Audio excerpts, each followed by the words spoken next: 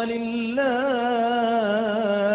الحمد. harakabaye rwose abisilamu nakize nko guturana n'abisilamu je iyo haza kwatera abisilamu uyu munsi nari kubwirira byo bro ibyo uvuga nibyo ahubwo urantangaza wowe ikinangaza ni kimwe ntujye umenya igihe Yesu yavukiye ariko ikinangaza ni kimwe iredi yageze n'ubu ya mbere mu gutumira inshuti n'abavandimwe mujye kugipiraho Yesu avuka se yigeze apfaga he cyokoza nibyo nibyo ahubwo reka tugere tudasanga badutanze iyo dushobora kwibwira ngo turi abambere tugasanga hari abarayeyo.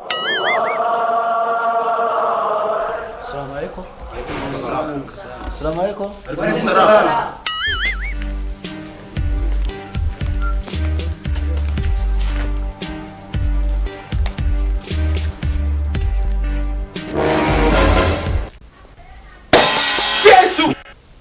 Ase bro wakwise gacyo utamena riparato Yuje kwirayidi uzana amaparato yawe nabwo harabara amasahani. gabanya ibigambo ntabwo kubaje imyirondoro y'abandi nawe wabona icyo cyakuzanye tuza rero dusangira. Assalamu alaikum sasa. Yes. Iki? Kuzishana umuntu waje kuvumba ipirawu yanyu bivuze ngo wanze mubaze imyirondoro. Man, wigira ikibazo man, mwene Dawigira ikibazo nanjye nicyo cyanzanye ahubwo tugire vuba. No. Weka tambuka hano. Witwa nde? Saidi. Kwe kiba kwise Saidi. Kubera arayansiza amavuta. Kusha wewe hano. Ngino nawe hano.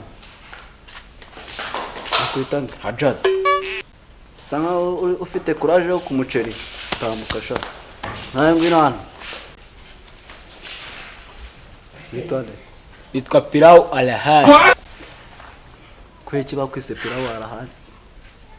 Nuko navukiye mu gihe avuka n'ikimenyimenyi aransiza amavuta yo kurya avukana n'imbuto yo kurya. Yes we Kumva rero ko bidatunganye kuba naje kugipiraho. No. Witwa ngukisha. Nitwa Hadu. Uvuze ngo iki? Nitwa Haduyi.